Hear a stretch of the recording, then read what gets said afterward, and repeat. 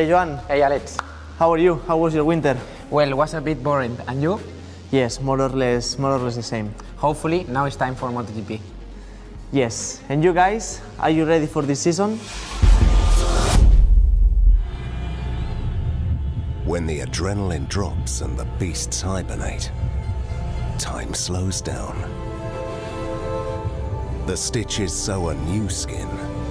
A dream starts to be realized.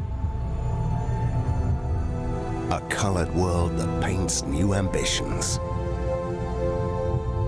What good is the warmth of summer without the cold of winter to give it sweetness? But no winter lasts forever. It's time to ride a new adventure. Heartbeats under carbon, muscles tense, poised for action. The time for rest is over. In the garage, the armor is finished, and the beast is about to roar.